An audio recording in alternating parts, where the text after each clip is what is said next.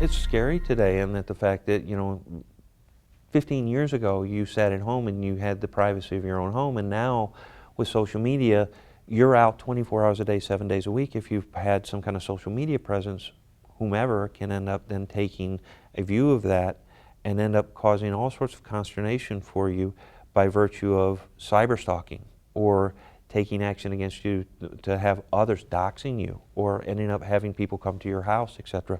Those are things which are realistic, very, very scary issues that can end up manifesting themselves in today's society. An emergency order of protection, or an order of protection, is designed for people who have a relationship.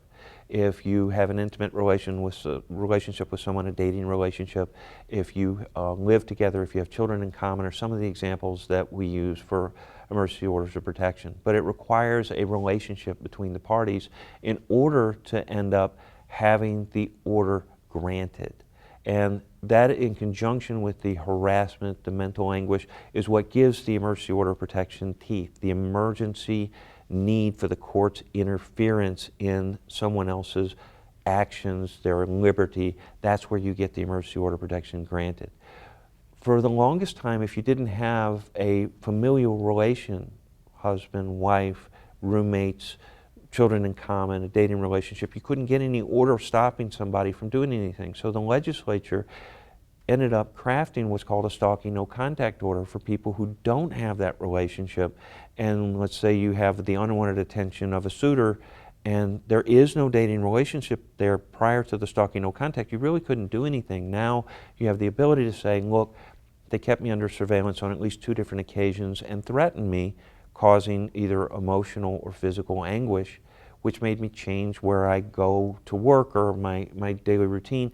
Those are things that you then can get the Stalking No Contact Order for the person who is, for whatever reason, obsessed with you or causing undue concern, a neighbor, someone who's out in the public who may have seen you, those sort of things, was what we get the Stalking No Contact Orders. So they're 2 distinct elements that we have to get to satisfy each one, but they end up with the same result, that the person can't have any contact with you.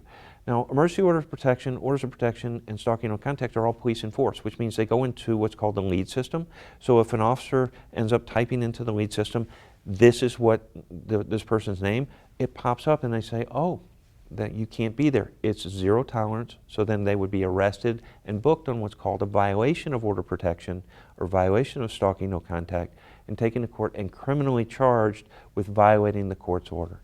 And that's why it's so incredibly important to have someone either prosecute for you to make sure that that emergency order of protection is bulletproof, or the Stalking No Contact. And the same thing is when you're defending against it, to make sure that you have a legal defense in order to make sure that this is not entered against you, or at least give you the best possible way of doing that.